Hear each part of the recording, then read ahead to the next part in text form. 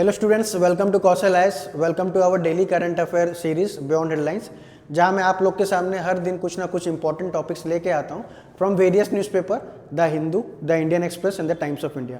तो आज मैं आपके लिए कुछ इंपॉर्टेंट टॉपिक्स लेके आया हूं जो कि आपको इस बार जो ओपीएससी प्रीलिम्स दिसंबर 15 को जो है उसमें बहुत ज़रूर हेल्प करेगा ये टॉपिक्स। ठीक है, तो ये जो टॉपिक है मैं बहुत ही ब्रीफली डिस्कस करूंगा एक एक करके, और सारे टॉपिक के बाद एक क्वेश्चंस आप लोग के लिए छोड़ दिया हूँ जिसको आप वीडियो पॉज करके कमेंट बॉक्स पर जरूर कमेंट करिए। ठीक है, और ये कंप्लीट जो पीडीएफ है, कंप्लीट पीडीएफ आपको मैं एक लिंक प्रोवाइड कर दूंगा डिस्क्रिप्शन बॉक्स में, जो कि हमारा ओपन टेलीग्राम चैनल है, वहाँ पे आप ज्वाइन करिए। और कंप्लीट पीडीएफ ना केवल आज का बल्कि जितना ही मैंने प्रीवियस वीडियो बना रखा है अक्टूबर नवंबर सीरीज का, वो सब आप उसमें एक्सेस या फिर पीडीएफ में डाउनलोड कर सकते हैं। ठीक है, तो आइए आज का जो टॉपिक मैंने चूज कर रखा है वो है, एक एक करके ब्रीफली डिस्कस करते हैं, उसके बाद उस पर क्वेश्चन सॉल्व करते हैं। तो जो पहला टॉपिक है बच्चों है न्यू कलेक्टिव क्वांटिफाइड गोल, NCQG। ठीक है, NCQG न्यू कलेक्टिव क्वांटिफाइड गोल, तरुणर स्वप्न scheme, PM Vidya Lakshmi scheme, air quality index and the European union का क्या CBAM, carbon border adjustment mechanism and GST council.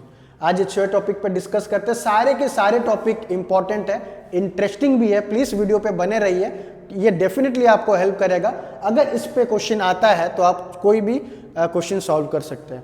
जो पहला जो टॉपिक है बच्चों वो लिया हूं मैं, न्यू कलेक्टिव क्वांटिफाइड गोल या फिर NCQG। ठीक है, तो जैसे आज जो COP29 है, मैंने अपने कई वीडियोस में डिस्कस कर रखा है कि अभी क्या चल रहा है बच्चों, COP29 conference of party of United nation. ठीक है, फोरम फॉर क्लाइमेट, जो convention for climate change, UNFCCC। तो ऑलरेडी 29 मीटिंग हो रखा है। मैंने एक वीडियो बना रखा है जिसमें मैंने इंपॉर्टेंट COP मीटिंग बता रखा है, जो UNFCCC जो बॉडी है उसका इंपॉर्टेंट मीटिंग्स, इंपॉर्टेंट पार्टीज का मीटिंग मैं दे रखा हूँ। तो अभी जो रिसेंटली आज कंक्लूड हुआ है COP29, ये मीटिंग कहाँ पे हुआ था, बाकू में, अजरबैजान में हुआ था। तो वहां पे एक टर्म लाया गया है इस मीटिंग, ये जो COP29 का सबसे इंपॉर्टेंट जो फ्रेमवर्क जो डिस्कस हो रहा है वो है new collective quantified goal on climate finance. ठीक है, इसमें क्या है NCQG में कि जो डेवलप्ड नेशन है वो कितना अमाउंट ऑफ पैसा, कितना मनी डेवलपिंग नेशन को देगा, ताकि जो डेवलपिंग नेशन जो कार्बन एमिट करते हैं, क्योंकि डेवलपिंग नेशन लोग के पास क्या है सोर्स ऑफ जो मतलब फोसिल फ्यूल में ज़्यादा रिलाई करते, कोल में ज़्यादा रिलाई करते फॉर एनर्जी प्रोडक्शन हुआ या फूड सिक्योरिटी हुआ। तो उससे क्या होता है, जब भी कोई डेवलपिंग नेशन यूज़ करता है आपका फोसिल फ्यूल तो उससे कार्बन रिलीज होता है एटमॉस्फेयर में। अब डेवलपिंग नेशन के पास इतना पैसा नहीं है कि वो लोग जो रिन्यूएबल सोर्स ऑफ एनर्जी पर शिफ्ट कर पाए। जैसे रिन्यूएबल सोर्स ऑफ एनर्जी क्या हुआ आपका, सोलर हो गया, विंड हो गया, ठीक है, हाइड्रोइलेक्ट्रिक पावर हो गया। तो ये सब जो रिन्यूएबल सोर्स ऑफ एनर्जी है इसमें बहुत इन्वेस्टमेंट चाहिए, इसमें कार्बन एमिशन कम होता है बट इन्वेस्टमेंट बहुत चाहिए। तो न्यू कलेक्टिव क्वांटिफाइड गोल में यही बोला गया है कि डेवलप्ड नेशन जितना भी है, जितना भी डेवलप्ड नेशन है, ठीक है, जितना भी डेवलप्ड नेशन है वो लोग डेवलपिंग नेशन को, जैसे इंडिया ब्राजील हुआ, उसको पैसा देगा ताकि डेवलपिंग नेशन लोग ये सब जो टेक्नोलॉजी है, रिन्यूएबल जो टेक्नोलॉजी है, सोलर है, विंड है, हाइड्रो, वो लोग सेट कर पाएंगे और इलेक्ट्रिसिटी जनरेट करेंगे या फूड सिक्योरिटी करेंगे, एनर्जी सिक्योर कर सकते हैं। तो यही है, बट इसलिए ये न्यूज में बच्चों इसलिए है ना क्योंकि अभी तक ये फाइनल नहीं हो पा रहा है कि डेवलप्ड नेशन डेवलपिंग नेशन को कितना पैसा देगा, यही फाइनल नहीं हो पा रहा। इसमें लिखा हुआ है कितना देगा, एग्रीमेंट में अभी लिखा हुआ है कि डेवलप्ड नेशन, ठीक है, वैसे मैं एग्जांपल देता हूं, यूएस है और ये डेवलपिंग नेशन जैसे हमारा हो गया इंडिया, कितना पैसा देगा, लिखा हुआ X अमाउंट। ये X कितना अमाउंट होगा वो अभी तक डिस्कस हो नहीं पाया और आज आखिरी दिन था। तो ये लगभग 5 COP मीटिंग से चल रहा है कि एक कॉमन प्लेटफॉर्म में आ ही नहीं रहा है कि डेवलप्ड नेशन कितना पैसा देगा डेवलपिंग नेशन को, ताकि जो डेवलपिंग नेशन है, जो क्लाइमेट रिलेटेड प्रॉब्लम हो रहा है वो अडेप्ट कर पाए, मिटिगेट कर पाए क्लाइमेट चेंजेस का जो मेजर्स हो रहा है, और रिन्यूएबल सोर्स ऑफ पावर या इलेक्ट्रिसिटी जनरेशन एस्टैब्लिश कर पाए। ठीक है, इन 3 चीजों के लिए पैसा चाहिए जो कि डेवलप्ड नेशन X अमाउंट इस बार लिखा है। कितना इससे पहले पेरिस एग्रीमेंट हुआ था, कॉप 21 बहुत इंपॉर्टेंट है बच्चों, यहां पे पेरिस एग्रीमेंट हुआ था, ठीक है, कॉप 21 में 2015 में। वहां पे क्या बोला गया था, एक डील सैंक्शन हुआ था कि सारे डेवलप नेशन को $100 बिलियन देना पड़ेगा, किसको, डेवलपिंग नेशन को। ये फाइनल हुआ था पेरिस एग्रीमेंट में, ठीक है, कि सारे डेवलप नेशन को कितना देना है, $100 बिलियन देना टू डेवलपिंग कंट्री, ताकि वो लोग जो क्लाइमेट चेंज का जितना इफेक्ट है ना उसको मिटिगेट कर पाए, आपका जो क्लाइमेट रेजिलियंट इंफ्रास्ट्रक्चर बना पाए, आपका जो ये क्लाइमेट चेंज से रिलेटेड जो ये हो रहा है, ठीक है, जो आपका फ्लड हो रहा है या फेमिन हो रहा है उसको टैकल कर पाए। तो ये जो $100 बिलियन का यूज हुआ था, कब तक, 2025 तक रेस करना था, बट अभी भी रिलेक्टेंट है, डेवलप नेशन लोग दे नहीं रहे पैसा। और इस बार भी जो कॉप 29 में भी वो लोग क्या लिखे हैं, एक्स अमाउंट, अभी भी अमाउंट डिसाइड नहीं हुआ, जबकि ये कॉप 29 भी खत्म हो गया। तो यहीं पे देखो क्या लिखा हुआ है, द एनसीक्यू जो है तुम्हारा NCQG refers to money that will be given by the developed countries to developing nation to help them transition away from fossil fuel to curb greenhouse gases. कितना पैसा दिया जाएगा, as per the Paris agreement, जैसे मैंने कहा था, new target about $100 billion से ऊपर, $100 बिलियन से ऊपर दिया जाएगा, बट अभी भी एग्रीमेंट नहीं हुआ है, क्योंकि अभी जो डिसाइड हुआ कितना, एक्स अमाउंट कितना होता है वो किसी को पता नहीं, $100 बिलियन है कि $200 बिलियन है वो किसी को पता नहीं है।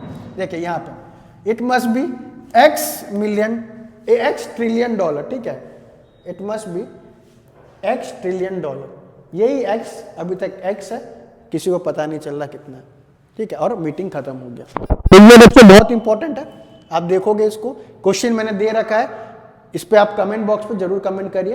तो न्यू कलेक्टिव क्वांटिफाइड गोल है, न्यू कलेक्टिव NCQG बहुत इंपॉर्टेंट है, इस बार आपका डेफिनेटली पूछेगा ये गोल कौन से कॉप में इंट्रोड्यूस हुआ था, तो कॉप 29 में इंट्रोड्यूस हुआ था, बाकू अजरबैजान में।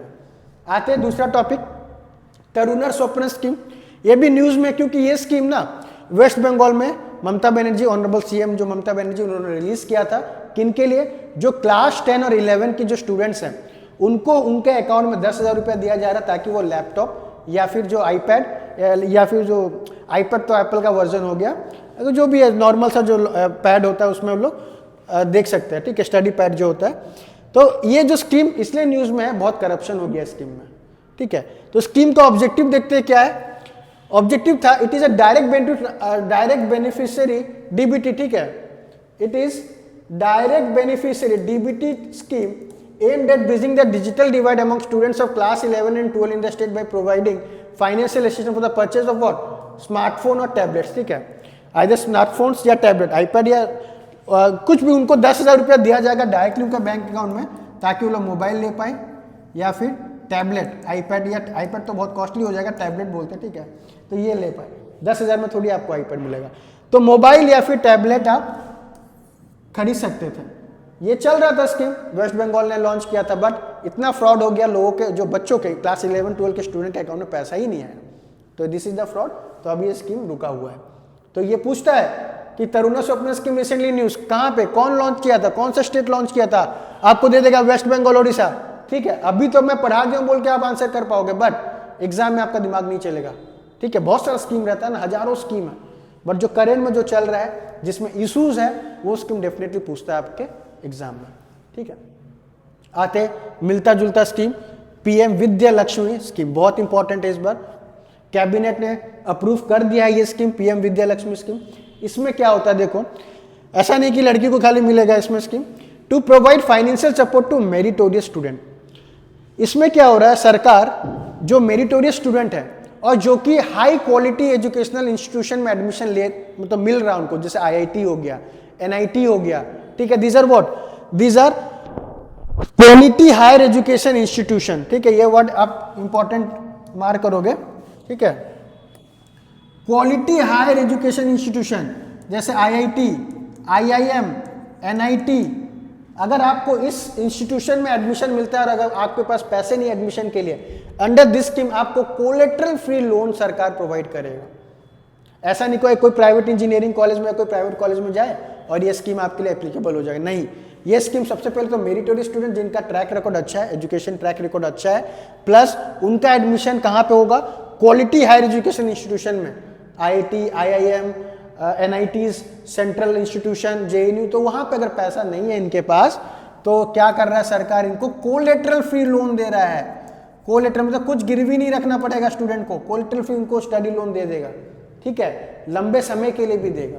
तो बच्चों लोग के लिए फायदा है कि नहीं? तो वही चीज़ है जो मैंने लिख रखा है यहाँ पे, फॉर देयर हायर एजुकेशन। तो क्वालिटी हायर एजुकेशन इंस्टीट्यूशन किसको बोलेंगे, जैसे IIT, NIT हो गया, आपका IIM हो गया, या फिर बोल सकते हैं द स्टूडेंट्स एनरोल इंस्टीट्यूशन, उसके जो इंस्टीट्यूशन का रैंक क्या होगा, विद इन टॉप 100 में। एक NIRF, ठीक है, नेशनल इंस्टीट्यूशनल रैंकिंग फ्रेमवर्क होता है, NIRF। ये इंस्टीट्यूशन क्या करता है ना, सारे कॉलेज, जितना भी इंडिया में कॉलेजेस है, हायर एजुकेशन इंस्टीट्यूट है, उसको रैंक करता है। तो जिन जिन इंस्टीट्यूशन का रैंक विद इन टॉप 100 है, ठीक है, अगर उस इंस्टीट्यूशन में बच्चे को एडमिशन चाहिए तब जाके गवर्नमेंट आपको फंड करेगा, कोलेटरल फ्री लोन देगा। ऐसा नहीं कि आपका कॉलेज प्राइवेट कॉलेज है, 1000 रैंकिंग है, उसमें आपको नहीं मिलेगा। जो भी टॉप 100 कॉलेज है एज पर NIRF रैंकिंग, उसी के लिए आपको कोलेटरल फ्री लोन दिया जाएगा, ठीक है। आगे बढ़ते, स्कीम बहुत इजी है, PM विद्यालक्ष्मी स्कीम, ठीक है। जो कंटेंट मैंने बताया मैंने आपको लिख दिया यहाँ पे, इस पे रिलेटेड मैंने क्वेश्चन भी आपको दे रखा है, आप इसको कमेंट करोगे आंसर बॉक्स पे, very important question for this year. फिर आते हैं एयर क्वालिटी इंडेक्स। अब तो आप न्यूज़पेपर खोलोगे, हर जगह हर दिन वही दिखता है कि दिल्ली में हुआ या हरियाणा में हुआ, पंजाब में हुआ, एयर क्वालिटी इंडेक्स का पॉल्यूशन इतना हो गया कि वहाँ पे लोग सांस ले नहीं पा रहे। बच्चों लोग का स्कूल कैंसिल कर दिया गया है, ऑफिस क्या हो गया, वर्क फ्रॉम होम कर दिया गया है, क्योंकि इतना पॉल्यूशन हो गया, वहाँ पे AQI लेवल इतना हाई हो गया है कि सीवियर कंडीशन में आ गया। तो एयर क्वालिटी इंडेक्स ना 5 कैटेगरी में, 6 कैटेगरी में डिवाइडेड है बच्चों। ये भी पूछ रखा है, अगर आपका एयर क्वालिटी इंडेक्स 0 से 50 में आता है तो वो अच्छा है, गुड, उसमें आप जा सकते हैं, ट्रैवल कर सकते हैं, सांस ले सकते हैं, हेल्दी एनवायरनमेंट है। पर 51 से 100 में वो सेटिस्फैक्ट्री होता है, 101 to 200 होता है मॉडरेट, 200 से 1 से 300 होता है पुअर, 301 से होता है वेरी पुअर। अगर एयर क्वालिटी इंडेक्स आपका 500, 400 से 500 है, वेरी सीवियर है। तो गुड़गांव में या दिल्ली में ये तो 600 या 700 प्लस हो रखा है हमारा AQI लेवल, बताइए कितना डेंजरस है। अब पूछेंगे AQI किससे मेजर होता है, तो 10 कुछ पॉल्यूटेंट्स है, उसको लेके AQI, air quality index, calculate करते हैं। वही पॉल्यूटेंट आपका इंपॉर्टेंट है, ठीक है, जो पूछ रखा है UPSC ने। ये जो पॉल्यूटेंट आपका लिस्ट, ये 8 पॉल्यूटेंट, 8 पॉल्यूटेंट के बेसिस में हर जगह क्या होता है बच्चों, AQI इंडेक्स हम निकालते हैं। ये पॉल्यूटेंट को हम यूज करेंगे to find out what, to find out AQI index. क्या क्या पॉल्यूटेंट है, particular matter PM2.5, particular matter PM10, O3 ozone, carbon monoxide, nitrogen dioxide, sulphur dioxide, lead and ammonia. पूरा बाय हार्ट करना पड़ेगा आपको। एक बार UPSC क्या दे दिया था, इनमें से कार्बन डाइऑक्साइड घुसा दिया था। आपको लगेगा कार्बन डाइऑक्साइड है pollutant, but AQI, air quality index, carbon dioxide major नहीं करता है, वेरी इंपॉर्टेंट। कार्बन मोनोऑक्साइड है, कार्बन डाइऑक्साइड नहीं कंसीडर करता है for measuring AQI index. AQI index कौन मेजर करता है बच्चों, CPCB, central pollution control board हो गया, ठीक है, लास्ट वीडियो में मैंने डिस्कस किया CPCB। स्टेट में कौन हो गया, स्टेट पॉल्यूशन कंट्रोल बोर्ड हो गया। ये सब AQI इंडेक्स रिलीज करते हैं जगह जगह के प्लेसेस का भी। राउरकेला के अंदर कोयल नगर में कितना है, उड़ीसा के अंदर भुवनेश्वर कोई पार्ट ले लो, तो एक होता है जगह जगह पे AQI मॉनिटर लगा होता है, ठीक है, वहां पे आप देख सकते हैं कि आज का AQI इंडेक्स या इस टाइम में AQI इंडेक्स कितना है। अगर AQI इंडेक्स आपका 401 से 500 होता है तो वो खतरा है, आप सांस लेने में भी सोचेंगे कि आपने लगभग 20 सिगरेट पी रखा है, उतना हेवी डेंजर होता है। AQI लेवल आप 0 से 50 या 0 से 200 तक रहेगा, इट इज़ गुड, आप सेटिस्फैक्ट्री है, ट्रैवल कर सकते हैं, आपको उतना हार्मफुल नहीं होगा। बट AQI जैसे ही क्रॉस करता है आपका 400-500, इट इज़ वेरी सीवियर। और ये सब पॉल्यूटेंट बहुत, इनमें सबसे खतरनाक पॉल्यूटेंट होता है ये PM, पर्टिकुलर मैटर 2.5 एंड 10। बहुत ही छोटा डस्ट पार्टिकल रहता है जो आपको दिखेगा भी नहीं, आपके नोज में घुस जाएगा, आपका जो रेस्पिरेटरी ट्रैक्ट है उसको वो चोक कर देता है। जैसे अभी हार्ट अटैक का जो केसेस बढ़ रहा है, तो पॉल्यूशन भी कहीं ना कहीं बहुत बड़ा कारण है इसका, ठीक है। जो आप न्यूज़ में भी एक आया था जो इंडोर में जो महिलाएं कुकिंग करती है, जो इंडोर कुकिंग ना, वो भी बहुत ज़्यादा कैंसर या फिर हार्ट अटैक का कारण बन रहा है। क्योंकि इंडोर में जो कुकिंग होता है ना, वो लोग जो काऊ डंग यूज़ करते हैं, वो सबसे जो स्मोक निकलता है, ठीक है, वो कार्सिनोजेनिक होता है। वो आपके जो नोज में या रेस्पिरेटरी ट्रैक जाके या ब्लड वेसल जाके ब्लॉक कर देते हैं, जिससे कार्डियक अरेस्ट भी होता है, ठीक है। तो इंडोर हाउस एयर पोल्यूशन बहुत है इंडिया में, खास करके रूरल एरिया में, जहाँ पे जो चूल्हा में आज तक वुमेन लोग खाना बना रहे हैं, ठीक है। तो वो चूल्हा से ये सब कार्सिनोजेनिक या फिर ये सब पॉल्यूटेंट रिलीज होता है, जो डायरेक्टली वो इनहेल करते हैं और बीमार हो जाते हैं। कमिंग बैक टू, जिसमें मैंने क्वेश्चन दे रखा है, उसको सॉल्व करें, कमेंट करें आंसर बॉक्स में। फिर आते हैं, इसको अच्छे समझते हैं, बहुत इंपॉर्टेंट टॉपिक है, द यूरोपियन यूनियन का कार्बन बॉर्डर एडजस्टमेंट मैकेनिज्म। ये ऑलरेडी मैं एक वीडियो में समझा रखा हूं, और एक बार मैं आपको समझाता हूं कि ये है क्या, कार्बन बॉर्डर एडजस्टमेंट मैकेनिज्म। इसको थोड़ा समझते हैं। देखो, तो सीबैम, ये जो पहला जो क्वेश्चन इसमें से आएगा कि सीबैम किसने इंट्रोड्यूस किया, तो ये इंट्रोड्यूस किया गया आपका यूरोपियन यूनियन ने, यूरोपियन यूनियन। अब जैसे यूरोपियन यूनियन में से एक कंट्री ले लेते हैं हम लोग, कोई भी एक कंट्री ले लेते हैं, जर्मनी ले लेते हैं, हाँ, या फ्रांस ले लेते हैं, और यहां पे हम लेते हैं इंडिया। तो इंडिया क्या है ना, जो यूरोपियन यूनियन को एक बहुत इंपॉर्टेंट चीज एक्सपोर्ट करता है, that is steel, aluminium. Steel हुआ, एल्यूमिनियम है, तो इंडिया इनको लार्ज नंबर में एक्सपोर्ट करता है। किसको? यूरोपियन यूनियन को। तो उससे फॉरेक्स एक्सचेंज गेन करता है। बट अभी यू का क्या एक प्रोसेस आ गया ना, कि अब वो लोग ना कार्बन टैक्स लगाएंगे स्टील एल्यूमिनियम पे। क्या होता है ये कार्बन टैक्स? क्योंकि इंडिया स्टील एल्यूमिनियम प्रोड्यूस कर रहा है, और इंडिया अगर फॉसिल फ्यूल यूज करके या कोई भी नॉन रिन्यूएबल एनर्जी सोर्स अगर यूज करता है in the production of steel या एल्यूमिनियम, तो ये जर्मनी या यूरोपियन यूनियन क्या करेगा, जो प्रोडक्ट है स्टील एल्यूमिनियम पे कार्बन टैक्स लगाया। क्यों? क्योंकि इंडिया क्या यूज किया है, फॉसिल फ्यूल यूज किया, कोल यूज किया है। क्योंकि इसके प्रोडक्शन में जब ये स्टील एल्यूमिनियम इंडिया प्रोड्यूस कर रहा होगा, तो इंडिया ने बहुत कार्बन डाइऑक्साइड एनवायरनमेंट में या ग्रीन हाउस गैस एनवायरनमेंट में रिलीज किया होगा। अब ये सब कंट्री, आजकल ट्रेंड चल रहा है, हम कार्बन जो एमिशन फ्री प्रोडक्ट्स लेंगे, जैसे वीगन कल्चर चला था, तो सेम अभी यूरोपियन यूनियन कल्चर चला दिए क्या, कि हम वही चीज लेंगे जो कि कार्बन एक्सक्लूसिव है, ठीक है। मतलब अगर उसके प्रोडक्शन में कार्बन अगर रिलीज नहीं हुआ एनवायरमेंट, इको फ्रेंडली, ठीक, इको फ्रेंडली चीज हम लिया करेंगे। अब इससे क्या होगा, इंडिया को बहुत लॉस होगा। स्टील एल्यूमिनियम का प्रोडक्शन जो एक्सपोर्ट करता था, अब नहीं, अब ये लोग इतना कार्बन टैक्स लगा देंगे, तो जर्मनी और फ्रांस में जो लोग बैठे होंगे ना, इंडिया से स्टील एल्यूमिनियम लेना ही छोड़ देंगे। क्योंकि इस स्टील में पहले क्या लगता था, कस्टम ड्यूटी लगेगा, अब एडिशनल क्या लग जाएगा, कार्बन टैक्स। ये ड्यूटी के साथ साथ कार्बन टैक्स भी लगा दिए लोग, इतना महंगा हो गया। अब थोड़ी कोई लेगा उधर फ्रांस और जर्मनी वाले लोग, तो इंडिया जो प्रोडक्शन जो कर रहा है स्टील एल्यूमिनियम, तो फिर वेस्ट जाएगा। यही प्रॉब्लम हो रहा है। यूरोपियन यूनियन ने जो मैकेनिज्म निकाला है कार्बन बॉर्डर, इंडिया इसको बोल रहा है it is a discriminatory treaty और it is a discriminatory mechanism. इससे जो डेवलपिंग नेशंस है, क्योंकि डेवलपिंग नेशन के पास अभी टेक्नोलॉजी नहीं आया ना, रिन्यूएबल टेक्नोलॉजी नहीं है, सोलर पावर इतना तो बहुत टाइम लगेगा। ये लोग चाहे तो स्टील एल्यूमिनियम ग्रीन हाइड्रोजन से बना सकते हैं, renewable source of energy generate करके स्टील एल्यूमिनियम बन सकता है, बट उसके लिए अभी पैसा नहीं है, टेक्नोलॉजी नहीं है, इसलिए वो लोग कोल जो अवेलेबल है उससे यूज करके लोग बना रहे हैं। बट अभी ये सब सेक्टर में अगर लग जाएगा, तो ये जो स्टील एल्यूमिनियम है उसका एक्सपोर्ट कम जाएगा, क्योंकि इतना महंगा इंपोर्ट तो नहीं कर पाएंगे जर्मनी या कोई भी यूरोपियन यूनियन वाले कंट्री। बट ये मेजर जो लगेगा सारी इंडस्ट्री में नहीं लग रहा है, कुछ कुछ इंडस्ट्री में लगेगा, 2026 से लागू होने वाला है, तो ये कुछ भी इंपॉर्टेंट आपको बन रहा है, ठीक है। 2026 से लागू होगा द ईयू का कार्बन एडजस्टमेंट मैकेनिज्म, ठीक है। यहाँ पे मैंने देख बहुत अच्छे से बना रखा है आपको। 2000 CBM will apply for देखो तो CBAM will apply, ठीक है, इन इट्स रिजाइन कब होगा, 2026 में होगा, while the current transitional period. और सारे इंडस्ट्रीज के लिए लागू नहीं है, सीमेंट इंडस्ट्री हो गया, स्टील एल्यूमिनियम इंडस्ट्री हो गया, उनके लिए ये CBM मैकेनिज्म फॉलो किया जाएगा, ठीक है। तो 2026 में, बट ये अभी बहुत चर्चे में चल रहा है, हर दिन न्यूज़ में आ रहा है, इसके लिए क्वेश्चन मैं बना रखा हूँ, आप इसको सॉल्व करेंगे और कमेंट बॉक्स पे आंसर करिए। आज का लास्ट टॉपिक है GST काउंसिल, ठीक है। तो क्यों न्यूज़ में GST काउंसिल, देखो GST काउंसिल अभी क्या डिसाइड करेगा, tax cut on EV vehicle. अभी ईवी व्हीकल इतना मार्केट में महंगा आ रहा है, ठीक है, उसका बैटरीज में जीएसटी बहुत ज़्यादा लग जाए, इसलिए उसका कॉस्ट ज़्यादा बढ़ जा रहा है। तो जीएसटी काउंसिल एक मूल कर रहा है कि जो ईवी व्हीकल में उसका टैक्स कुछ घटाया जाए ताकि ईवी मार्केट में कम रेट में पहुंचे। अभी ईवी व्हीकल का रेट क्या है, बहुत ज़्यादा महंगा, पेट्रोल व्हीकल से ज़्यादा महंगा ईवी व्हीकल का।